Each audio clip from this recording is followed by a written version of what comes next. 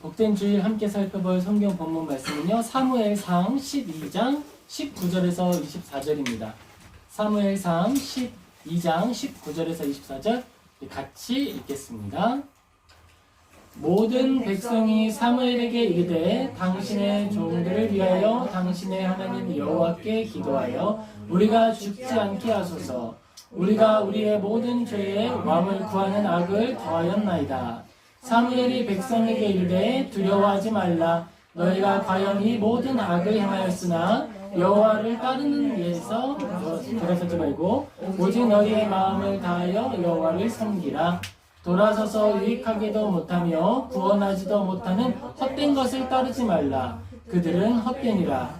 여호와께서는 너희를 자기 백성으로 삼으신 것을 기뻐하셨으므로 여호와께서는 그의 크신 이름을 위해서라도 자기 백성을 버리지 아니할 것이요.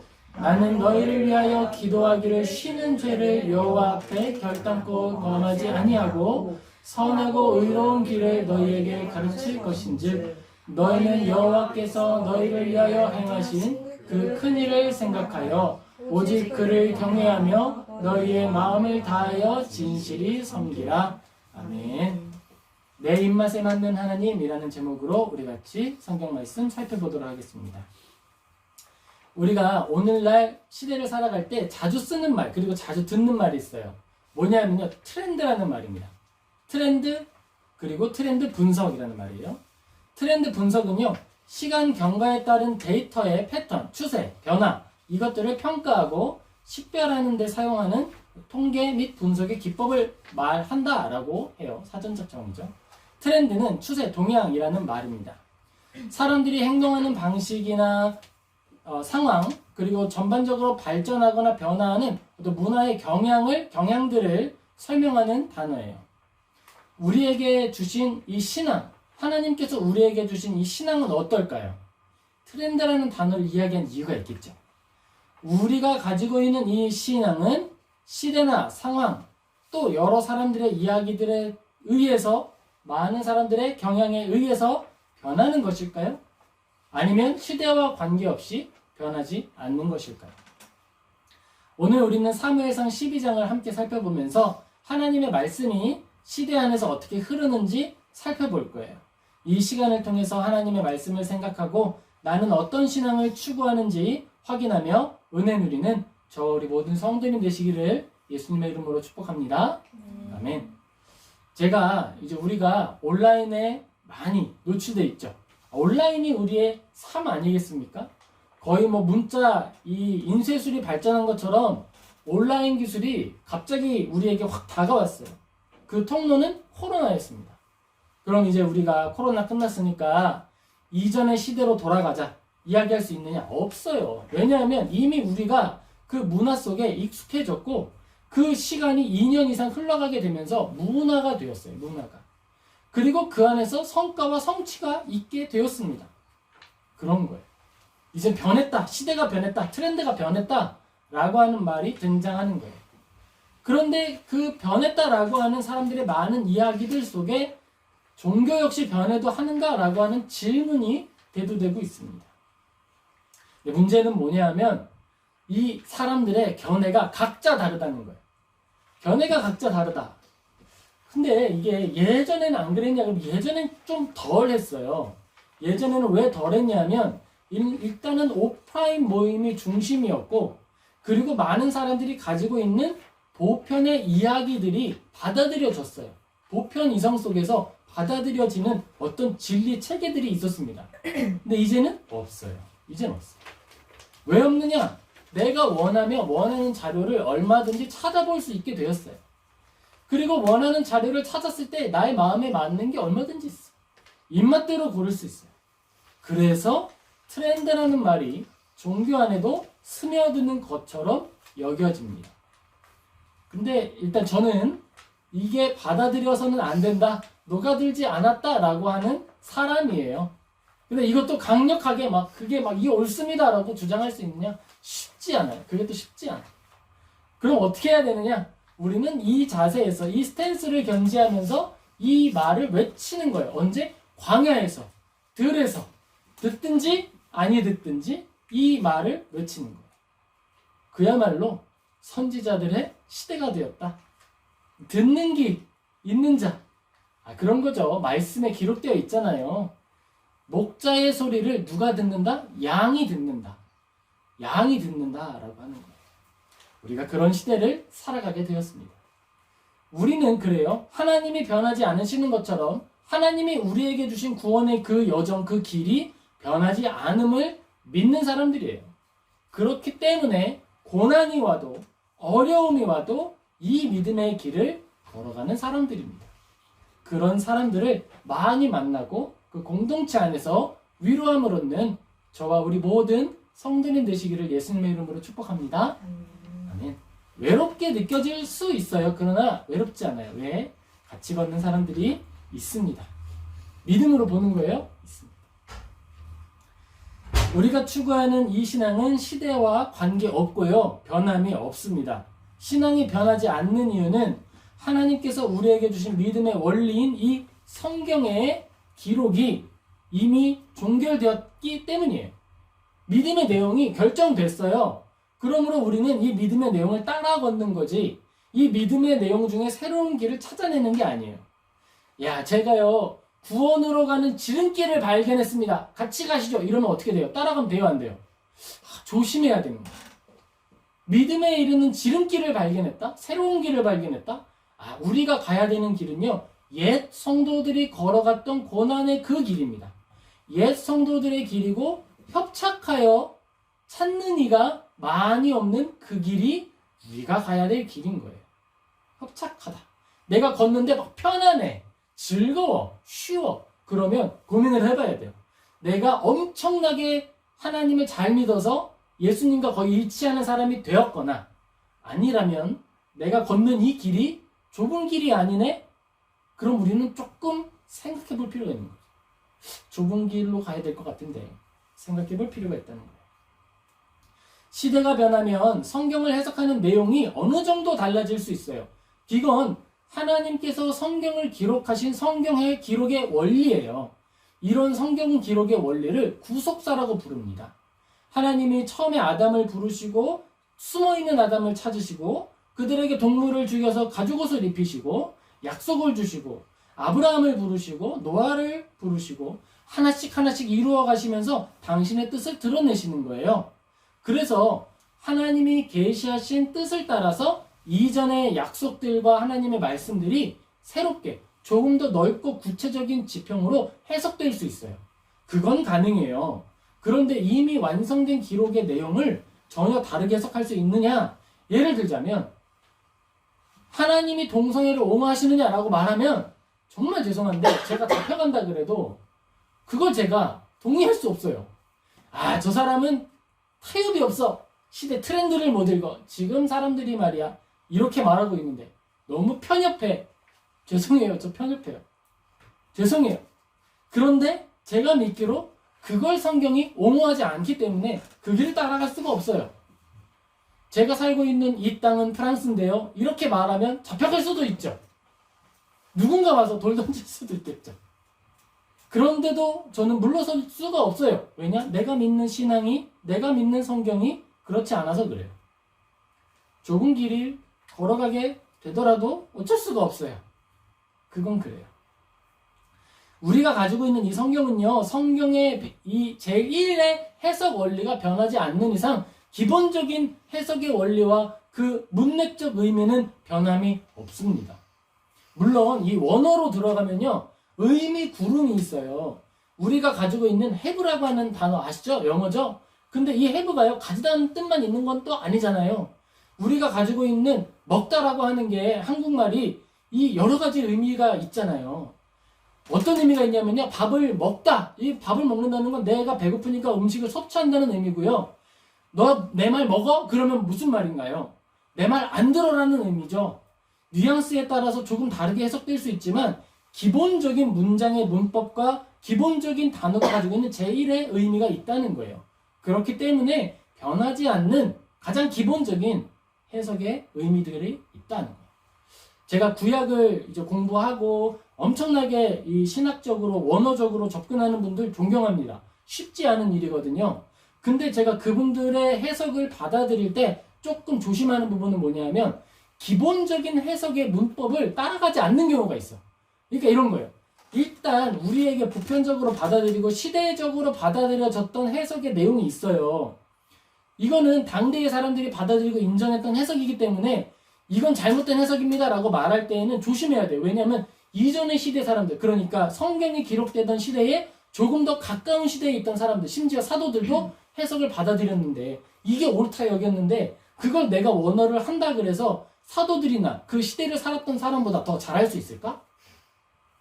그런데 그들이 이 성경 해석에는 사실 이런 의미도 있습니다. 따다단 몰랐죠. 그러니까 이전 성경 해석은 틀렸죠 라고 말하면 사실 그가 틀렸을 경우가 좀 더 높다. 좀 더 많다. 가능성적으로. 그러므로 우리가 새로운 해석을 받아들이거나 볼 때에 신기할 수 있는데 그게 과연 좁고 협착한 길에 일치하느냐는 부분은 따져볼 필요가 있다는 거예요. 그래서 제가 성경을 따라가고 우리가 신앙을 추구할 때 어떤 원리를 따라가야 한다고 말씀을 드리냐면 먼저는 성경적이어야 돼요. 그리고 이 성경적인 성경 해석을 뒷받침할 수 있는 역사적 근거가 있어야 돼요. 그래서 우리가 가지고 있는 성경, 우리가 가지고 있는 이 신앙은 성경적이고 또한 역사적이다라고 이야기하는 거예요. 내가 성경적이다라고 충분히 말하면서 역사적이지 않을 수 있기 때문에 그런 거예요. 역사적이다라고 충분히 말하면서 성경적이지 않을 수 있기 때문에 그래요.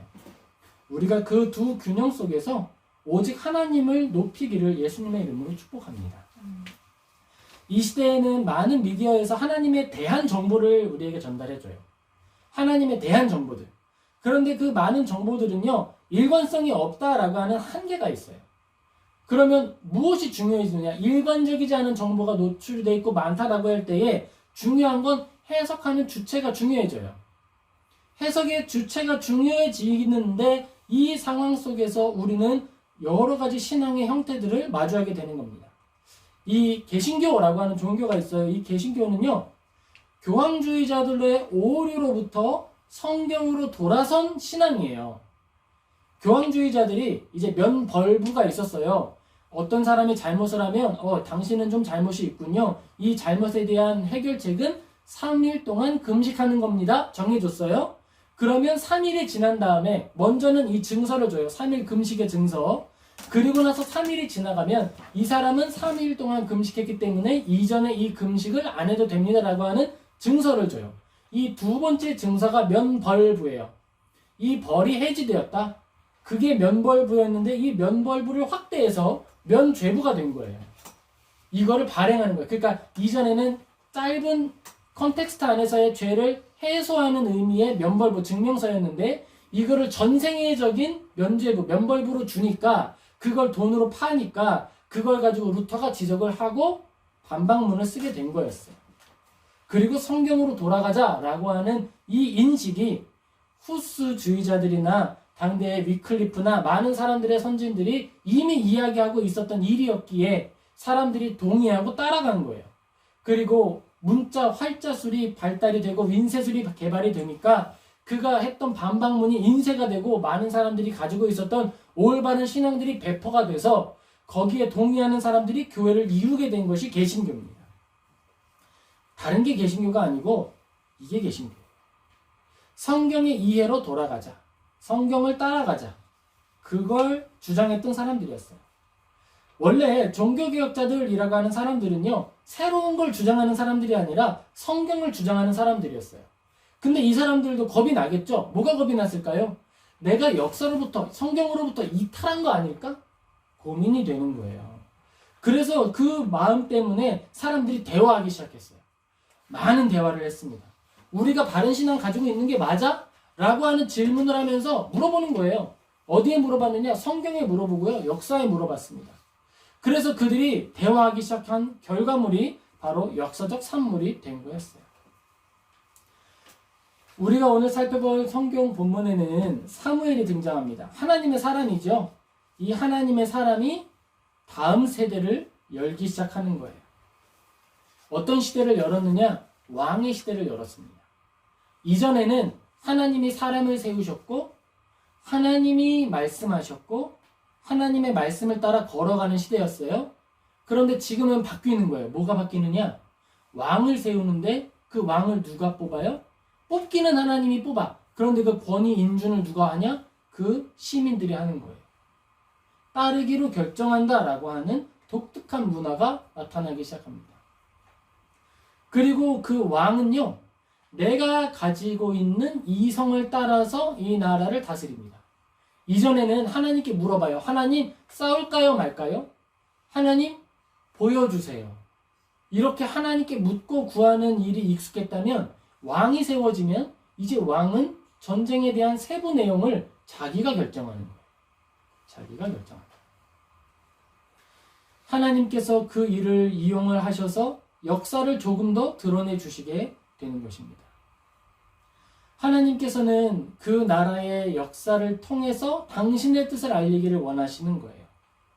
우리가 변한 이 시대를 통해서 발견하는 성경의 새로운 교훈은 이런 겁니다. 진정한 다스림이 도대체 뭐지? 통치라는 게 뭘까? 권위라는 게 뭘까?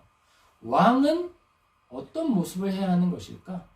하나님께서 사무엘을 통해 그리고 사울을 통해 이제 우리에게 드러내 주시는 거예요.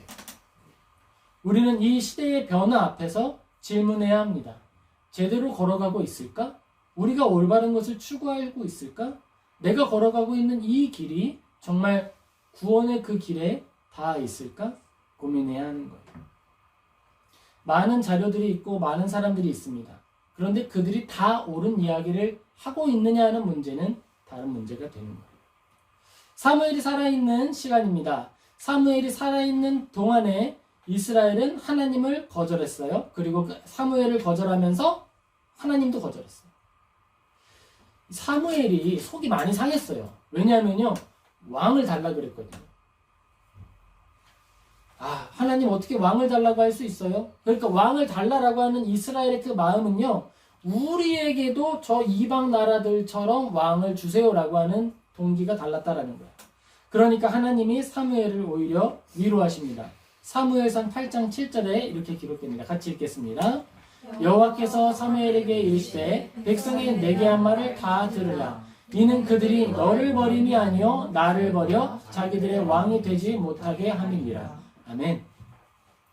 하나님께서 이야기하시는 거예요. 그들은 나를 버린 거지 너를 버린 게 아니야. 그러니까 속상해하지 마. 하나님의 이런 말씀을 보면요, 하나님이 얼마나 공감하는 분이신지 생각하게 됩니다. 하나님은 정말 공감하는 분이세요. 먼저 누가 보였냐면 일의 선우가 보이는 것이 아니라 사무엘이 보였다는 거예요. 사무엘에게 먼저 이야기하시는 거예요. 그래서 이렇게 이야기하실 수도 있잖아요. 야, 이제는 사사의 시대가 끝나서 왕정 시대가 들어가야 돼. 이 구속의 전체 이야기들 속에서 내가 내 아들을 보내기 위해서는 왕이 필요하거든. 이제 왕을 좀 경험하게 할 필요가 있어. 그러니까 사무엘, 네가 내려놓는 게 맞아 라고 이야기할 수 있겠죠. 근데 이거는 좀 T죠. 일 중심이죠. 그런데 하나님은 그 내용은 역사에 차차 드러내시고 무엇에 집중하시느냐?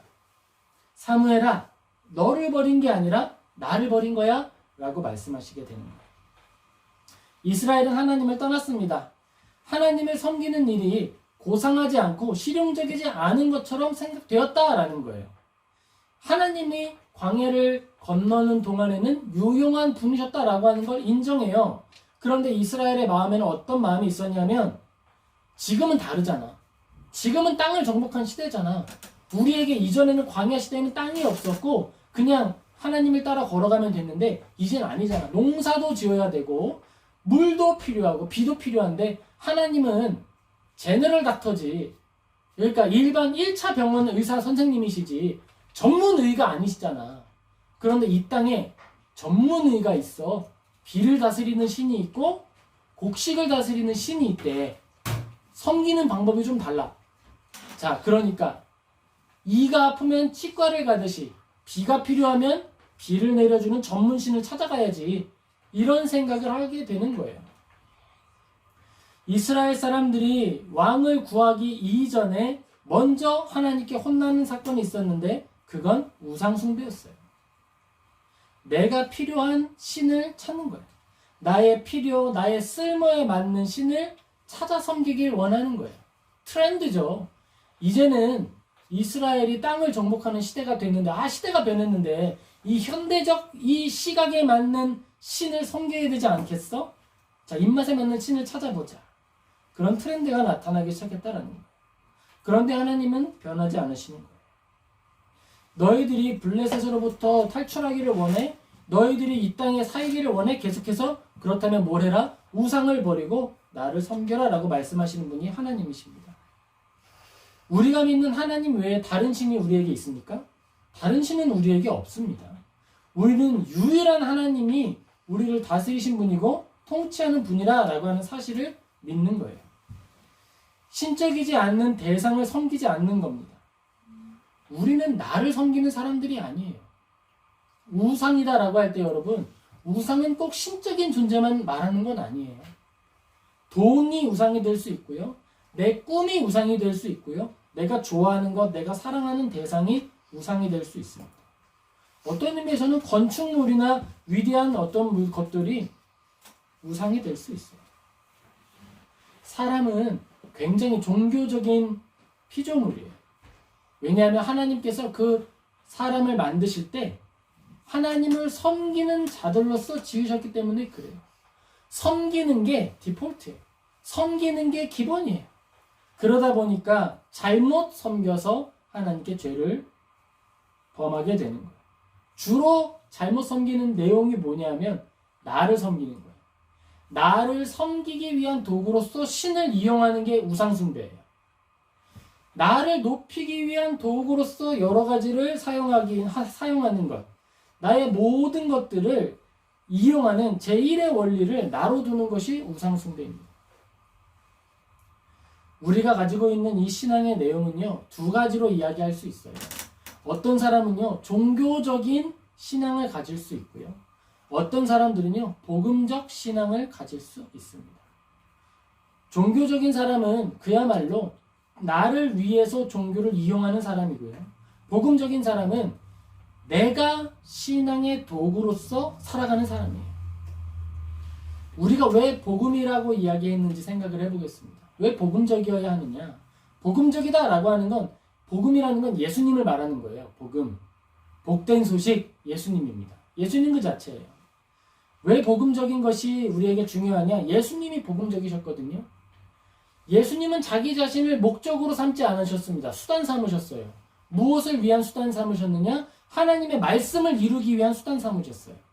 이 땅에 오실 때에도 말씀을 따라서 순종하여 오셨고, 이 땅을 살아가는 모든 사역의 내용들도 말씀에 예언된 내용을 성취하시는 여정이었습니다. 그런데 그 성취의 여정을 대충 살고 조금만 하고 하시는 것이 아니라 완전한 순종과 완전한 충성을 이루어내신 분이 바로 예수님이세요. 그러니까 예수님은 종교적인 인물로 이 땅에 오신 것이 아니라 복음적인 인물로 오신 거예요. 나를 위하여 종교를 이용하신 종교의 대장이 되기 위해 오신 것이 아니라 하나님의 이름을 높이고 하나님의 영광을 위하여 내가 살아갔고 죽었고 부활했다라고 하는 그 뜻을 이룬 분이기 때문에 복음적인 분이 예수님이다 하는 거예요. 그러므로 우리는 예수님을 따라 걷는 이들이기 때문에 나의 삶을 하나님의 말씀을 위한 도구로 내어주는 사람이 되어야 하는 거예요. 그것이 바로 복음적인 사람이 되는 길입니다. 그러면 앞서서 신앙을 트렌드라고 이야기했을 때 우리가 어떻게 살아가야 하는지에 대해서 결론을 맺을 수 있겠죠. 우리는 나의 입맛에 맞는 이 트렌드, 이 시대에 알맞는 종교를 추구하는 것이 아니라 하나님이라고 하는 거대 트렌드, 불변하는 그 트렌드에 나를 맞추어가는 사람들인 거예요. 하나님의 유행이래. 그건 영원한 유행이야. 그 유행은 충성이 기본이래. 그 길을 걸어가는 거예요. 종교개혁자들은 어땠을까요? 우리가 지금 하고 있는 이 종교개혁의 열정이 트렌드를 따라가는 것인가? 많은 사람들의 기본적인 내용들 속에 교황주의자들, 카톨릭이 부패했어. 그러니까 우리 새로운 종교를 따라가자라고 하는 트렌드에 우리가 반응한 게 종교개혁일까? 사람들이 고민했어요. 그래서 1643년 7월 1일부터 1649년 2월 22일까지 5년 6개월 동안 151명의 사람들이 모여서 함께 회의를 했습니다. 영국에서. 그것이 웨스트민스터 회의였어요. 그를 통해서 만들어냈던 결론이 뭐였냐면 예배의 모범, 신앙의 고백, 그리고 우리가 믿어야 하는 신앙 문답들, 그것들을 만들어내게 돼요. 우리는 나의 사적인 믿음을 따라 걸어가는 것이 아니라 공적인 믿음을 추구하는 사람들이다 라고 하는 합의를 만들어내기 위해서 오직 하나님의 영광을 추구하기 위해서 5년이라는 시간을 투자한 거예요. 하나님께서는 특별히 그 시대에 수많은 개혁자들, 지성과 영성과 경건이 탁월한 스승들을 많이 배출시키셔가지고 회의하게 만드셨어요. 역사를 섭리하셨어요. 그래서 진실한 트렌드가 무엇인지 보여주셨어요. 이 트렌드는 변함이 없는 트렌드다라고 알려주셨어요. 우리는 그 길을 걸어가는 거예요. 그랬기 때문에 우리가 좁고 협착한 길이라고 해도 걸어가는 거예요. 이 시대를 우리가 걸어갈 때에 검색만 하면 수많은 이야기들을 찾아볼 수 있고 내 입맛에 맞는 수많은 종교 활동을 추구할 수 있습니다. 거기에 하나님의 이름도 들어있고 성경도 들어있고 찬양도 들어있고 다 있어요. 그런데 없는 게 하나 있어요. 순종이 없어요. 복음적 결단이 없어요. 내가 듣겠다라고 하는 청종의 자세가 없습니다. 그것 빼고 다 있어요. 고르는 사람의 주인공이 누구예요? 나예요. 그러니까 하나님이 주시는 말씀을 추구한다라고 하는 마음, 나의 마음 빼곤 다 있다는 거예요. 내 마음이 중요합니다. 이 시대는 더 그렇게 됐어요. 하나님의 말씀을 따라 나를 교정할 것인가? 아니면 나의 마음을 따라 하나님을 교정할 것인가? 성경을 교정할 것인가? 해석의 방법을 바꿀 것인가? 이 선택의 앞에서 하나님을 따르고 예수님의 모범을 따르는 모든 성도님 되시기를 예수님의 이름으로 축복합니다. 아멘. 우리가 하나님을 따라 걷는 이 길이 좁고 협착할 때 이상한 게 아니라 올바르다라는 거예요. 내가 걷는데요, 이상할 수 있어요. 나 열심히 걷고 있고 신앙생활 열심히 하는데 나 혼자 걸어. 이상하다? 나만 있네? 주변을 봤는데 많지 않아. 그럼 내가 소수파니까 잘못인가? 이 민주주의 안에서 우리가 좀 고민하는 부분이 그거잖아요. 나는 늘 다수파에 들어가야 안심하지 않습니까, 우리가? 좀 그런 경향이 있어요. 근데 신앙의 영역에서는 아니에요. 이건 신념의 영역이기 때문에 어떤 의미에서는 소수파가 오를 수 있어요. 우리가 선교를 나갔습니다. 만약에 선교를 나갔는데 그 땅에서 이미 섬기고 있는 토착신하고 내가 섬기는 신앙의 내용이 똑같아. 그럼 어떻게 해요? 나 잘하고 있는 거예요? 이거 검토해 봐야 되는 거예요. 물론 잘하는 걸 수 있겠죠. 그런데 검토해 볼 필요가 있는 거죠. 내가 지금 토착신앙의 한 내용처럼 어떤 그 땅이 샤머니즘이라고 하면 샤머니즘에 익숙한 어떤 신앙을 추구하는 걸까? 이야기할 수 있는 거예요. 고민해 볼 수 있는 거예요. 이 고민은 우리의 영혼을 유익하게 하는 거예요. 이스라엘 사람들은 없던 종교를 채택한 게 아니에요. 없던 종교를 창시한 게 아니라 이미 가나안 땅에 충분히 흩어져 있었던, 자료가 많았던, 레퍼런스가 많았던 종교를 선택한 거예요. 야, 봐봐. 가나안 땅에 비가 안 왔을 때 이렇게 했더니 비가 왔다라고 하는 통계가 있어. 가나안 사람들이 흉년이 들었을 때 이렇게 했더니 부유한 삶을 살았다라고 하는 역사적 근거가 있어. 그러니까 우리는 이 땅에 처음 들어온 하나님이 아니라 이 땅에 이미 영향력을 펼치고 있었던 우상을 섬기는 것이 옳은 거야 라는 주장을 하는 거예요. 어때요, 여러분? 그럴싸하지 않습니까? 그럴싸하지 않아요.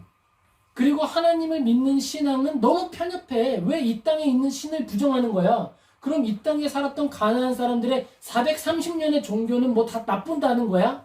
너무 편협한 거 아니야? 어때요? 그럴싸하죠?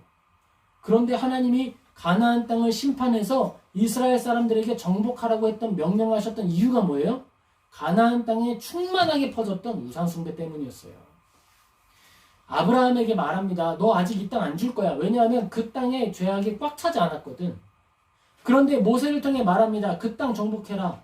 여호수아에게 말합니다. 땅을 정복해라. 왜? 이제는 그 땅에 죄가 가득한 거예요. 무슨 죄? 우상 숭배하는 죄. 430년 동안 그 땅에 우상을 숭배했던 죄를 심판하기 위한 도구 막대기로서 이스라엘이 구별된 거예요.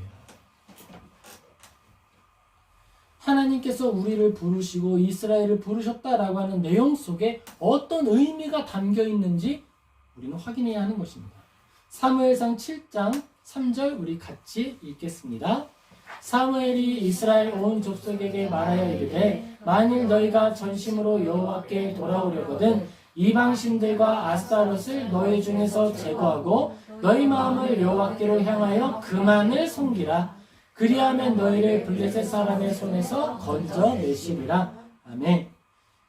이스라엘 사람들이 하나님을 찾습니다. 도움을 구합니다. 지혜를 모으기 시작을 했어요. 어떻게 하면 우리가 블레셋 사람들을 몰아낼 수 있을까? 자, 그러면요, 유튜브에서 또는 챗 GPT에서 이런 질문을 하면 어떻게 할까요? 그럼 챗 GPT가 우리에게 알려줄 거예요. 자, 블레셋을 몰아내기 위한 전략 100가지를 알려드리겠습니다. 이러면서 두루룩 이야기해줄 수 있겠죠. 블레셋을 이기기 위한 승리법을 알려드리겠습니다. 손자병법이라고 하는 전략이 있는데 이러면서 쭉 얘기해줄 수도 있는 거예요. 솔루션을 이야기해줄 수 있는 거죠. 아니면 성경적인 대안을 제시해줘 라고 하면 이런 이야기를 할 수도 있는 거예요. 삼손과 같이 힘이 강해지는 법을 제가 알려드리겠습니다. 쭈르륵 알려줄 수 있는 거예요. 그런데 그건 하나님이 우리에게 주시는 대안과 다를 수 있어요. 하나님이 우리에게 주시는 대안은요, 합리적이지 않을 수 있어요. 안나 보일 수 있어요. 그런데 신적인 합리성이 그 안에 있는 거예요. 블레셋을 버려. 아니, 우상숭배를 포기해. 그럼 블레셋이 너희를 이기지 못할 거야. 이 합리성은요, 신적 합리성입니다. 하나님이 우리에게 부여하시고 이 세계를 통치하시는 하나님의 정의라고 하는 그 섭리 안에서 올바름인 거예요. 우리는 그걸 추구해가는 사람들입니다. 우리가 하나님을 따라 걷는다라고 하는 것은 통계를 따르는 것이 아니고 챗 GPT를 따르는 것이 아니고 트렌드를 따르는 것이 아니에요. 성경을 따르는 거예요. 성경을. 성경에서 이야기하고 있는 가치를 따라가는 거예요. 그런데 우리가 그 가치를 따라갈 때 100% 순종할 수 있느냐? 이건 좀 다른 문제죠. 그런데 애초에 100% 순종할 수 없어. 그러니까 좀 덜 하자라고 말하는 건 또 다른 오류예요. 그렇게까지 말하면 내가 다 할 수 없잖아. 그러니까 80%만 얘기해 주세요. 라고 하는 건 또 다른 타협이에요. 100%를 이야기하고 100에 미치지 못한 50이 됐을 때 회개하는 것과 애초에 50까지만 이야기하는 건 다른 복음이다라는 거예요. 성경과 다른 이야기를 하는 거다라는 거예요. 그럴 수도 있을걸요? 라고 말하는 순간 이것이다 라고 말했던 하나님의 말씀과는 다른 이야기가 된다라는 거예요. 우리가 정직하게 100%의 하나님의 순전한 말씀을 듣고 거기까지 미치지 못하는 나의 부족함을 가지고 회개하는 저와 우리 모든 성도님 되시기를 예수님의 이름으로 축복합니다.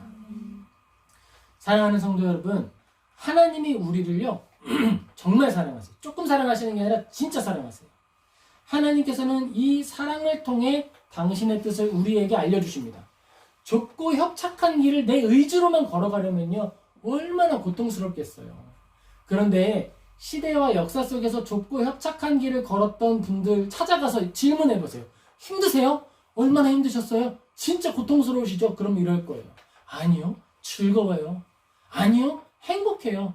저 너무 신나는데요. 왜일까요? 사랑하니까.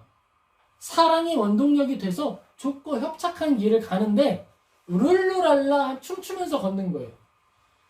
박형희 목사님 개척하시는데 얼마나 힘드십니까? 막 이렇게 할 수 있겠죠. 아니에요. 저는 신나게 걷고 있어요. 물론 때때로 텅 비어 있으면 좀 그렇다는 생각은 있죠. 그러나 믿음으로 보는 거예요. 보이지 않는 성도가 우리와 함께 함께 하시는 하나님 우리가 지금 함께 하신다. 즐겁게 걸어가는 거예요. 즐겁게. 좁고 협착한 길을 즐겁게 걸어간다. 무엇 때문에? 사랑 때문에. 근데 그 사랑은 누가 먼저 하신 사랑이다? 하나님이 먼저 하신 사랑이다. 우리가 잘 아는 교부의 한 사례가 있습니다. 그가 화형을 당하는 거예요. 왜요? 올바른 소리를 했다고 화형당하는 자리에 있어요. 80세예요 이미. 그래서 존경하는 제자들이 많아. 제자들이 많아서 이야기합니다. 선생님 타협을 하시죠. 한 분만 이야기하시면 내려주신대요. 어차피 하는데 그냥 한 분만 하시죠. 그랬더니 말씀하셨다 그러죠. 내 평생에 하나님은 나를 한 번도 부인하지 않으셨어. 그런데 내가 어떻게 하나님을 부인하겠어? 그리고서 화형당하셨다라는 거예요. 그 좁고 협착한 길 위 화형대 위에서 질문할 수 있겠죠. 얼마나 고통스러우십니까? 아니요, 즐겁고 신나는 거예요. 왜? 사랑하니까. 사랑받았으니까. 사랑에 대한 반응이니까. 하나님께서 이스라엘을 인도하시는 모든 여정, 하나님 얼마나 괴로우셨어요. 그들은 말도 안 듣고 순정도 안 하고 우상 숭배하고. 하나님 말씀하시는 거예요. 나 너무 기뻤어. 우리 광야 여정 있잖아. 그거 신혼여행이었잖아. 이 에스겔서를 읽다 보면 깜짝 놀랐네. 신혼여행이라고요? 하나님 너무 자기 취향대로 신혼여행지를 고르신 거 아닌가요? 하나님은 그 시간을 너무 기뻐하셨다라는 거예요. 인생을 사랑하심이 하나님의 뜻입니다. 이스라엘에게 왕을 세우는 것이 비록 하나님의 속을 상하게 하는 일이지만 너 왕 세웠어? 그러니까 버려. 이게 아니라 너 왕 세웠어? 그래, 세우고 그걸 통해서 교훈을 하나 얻어보자. 세웠어? 그럼 그 세운 것을 통해서 내가 나의 뜻을 드러내줄게. 알려주시는 거예요. 이걸 잘 못해요, 제가. 그래서 이걸 배우는 과정에 있는 거예요. 우리가 잘 못하는 영역이 성경 가운데 있을 수 있어요. 그걸 인정하고 배워가는 거예요. 사무엘상 15장 22절입니다. 같이 읽겠습니다. 사무엘이 이르되 여호와께서 번제와 다른 제사를 그의 목소리를 청종하는 것을 좋아하신 같이 좋아하시겠나이까. 순종이 제사보다 낫고 듣는 것이 수량의 기름보다 나으니. 아멘. 듣는 거예요. 듣는 것이 낫다. 청종하는 것, 그리고 순종하는 것이 하나님께 드리는 모든 제사보다 가장 탁월한 것이다 라는 것입니다. 하나님의 뜻이 나의 삶에 이루어지는 일이 우리의 가장 큰 즐거움이 되기를 예수님의 이름으로 축복합니다. 우리는 하나님의 백성입니다. 그래서 나의 뜻을 위하여 신을 채택하는 것이 아니라, 성경을 채택하는 것이 아니라 하나님의 말씀을 위해서 나의 삶을 채택해서 사용하는 사람이 되어야 합니다. 낙심하지 마세요. 실망하지 마세요. 이스라엘 사람들을 보고 힘을 얻자고요. 지금 이스라엘 사람들 왕 달라고 하는 게 좋은 마음으로 하는 건가요? 아니죠.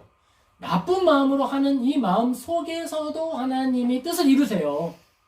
하물며 하나님 사랑하는 마음으로 걷는 우리를 통해서는 얼마나 당신의 뜻을 기쁘게 이루어 가시겠습니까? 다 순종 못한다고 아예 포기하지 마시고 다 순종 못해도 할 수 있는 만큼 하세요. 그리고 그 안에서 주님 의지합시다. 어린애같이 믿는 믿음이 좋다라고 하신 예수님의 말씀 어디에 쓰실 거예요? 여기에 써야죠. 하나님, 나 믿었는데 잘 못했어요. 응애 도와주세요. 이렇게 믿으면 되는 거예요. 어린아이같이 믿으면 되는 거예요. 있는 척, 되는 척 하지 마시고 엎드리면 되는 거예요. 사무엘상 12장 22절 같이 읽겠습니다. 여호와께서는 너희를 자기 백성으로 삼으신 것을 기뻐하셨으므로 여호와께서는 그의 크신 이름을 위해서라도 자기 백성을 버리지 아니하실 것이요. 이 말씀 언제 읽었어요? 우리 오늘 말씀 시작할 때 읽었죠. 왕을 구하는 자리에서 사무엘 속상해요. 지금 상처받았어요. 마음이 많이 아파요. 그런 상황 가운데 이야기하고 있는 거예요. 하나님이 너희들 안 버려. 그러니까 겁내지 마. 회개하면 돼. 잘못했지? 잘못했으면 회개하면 되고, 잘못했어도 하나님 붙들면 되고. 이런 와중에 사무엘이 하나 더 이야기하는 게 뭐예요? 내가 너희를 위하여 기도하지 않는 죄를 짓지 않겠다라고 이야기하는 게 여기 있는 거예요. 아, 속상한데 나 니네 위해서 기도 안 할 거야. 삐졌어. 이렇게 말하는 게 아니라 너희들이 말하는 게 하나님 버린 거고 나 버린 건데 속상해서 내가 하나님 앞에 나간 적도 있는데 너희를 위해서 기도하지 않는 죄를 짓지 않을게 라고 말하는 거예요. 그리고 심지어 나도 이렇게 하는데 하나님은 너희를 얼마나 사랑하시겠어? 라고 이야기하는 것입니다. 우리가 들어야 할 하나님의 말씀이 무엇인지 들려달라고 기도하십시다. 그리고 들려온 그 말씀이 불편하더라도 받아들일 수 있는 사랑 달라고 하나님께 구하자고요. 하나님이 우리를 사랑하십니다. 하나님이 우리를 붙들어 주십니다. 이 말씀 안에서 위로함을 얻는 저와 모든 성들은 되시기를 예수님의 이름으로 축복합니다. 우리 말씀을 생각하며 교훈을 마음에 새기면 좋을 것 같아요. 먼저 우리가 기억해야 하는 게 무엇이냐? 먼저 우리가 기억해야 할 것은요, 하나님의 말씀은 시대를 초월한다라는 것입니다. 시대를 초월해요. 지금 이 시대에 우리가 좀 편협한 사람이 되는 것 같고 우리가 가지고 있는 신앙이 좀 좁게 느껴질 수 있을 거예요. 그런데 그게 아니에요. 그게 성경의 기록이니까 따라 걷는 거예요. 그리고 우리가 그렇게 걸어갈 때 내가 나를 지키는 것이 아니라 하나님이 우리를 지키신다라는 사실을 믿는 저와 우리 모든 성도님 되시기를 예수님의 이름으로 축복합니다. 두 번째로 우리가 기억해야 할 것은요, 우리는 복음적인 사람이 되어야 한다는 것입니다. 예수님처럼 되어야 한다는 것인데요, 예수님처럼 되어야 한다는 게 어떤 윤리적인 내용이라기보다 내 삶을 성경을 이루는 도구로서 써야 한다라는 의미에서 복음적인 사람이 되어야 한다라는 거예요. 나의 목적을 위해서 신앙을 차용하는 것이 아니라 하나님의 말씀과 뜻을 위해서 나의 삶을 내어놓는 아름다운 성도님 되시기를 예수님의 이름으로 축복합니다. 마지막으로 우리가 기억해야 할 것은요, 우리가 하나님의 사랑받는 자녀다라고 하는 사실을 믿는 저 우리 모든 성도님 되시기를 예수님의 이름으로 축복합니다. 하나님이 우리를 참 많이 사랑하세요. 심지어 잘 못하고 실수하고 할 때에도 하나님이 사랑하세요. 그런 하나님이 우리가 회개하면 어이구 이렇게 해서 안아주시고 품어주시고 올바른 길로 인도하지 않으시겠습니까? 때때로 실수하고 넘어질 수 있으나 주님 앞에 늘 회개함으로 은혜를 누리는, 사랑을 받는 저와 모든 성도님 되시기를 예수님의 이름으로 축복합니다. 아멘. 같이 기도하겠습니다.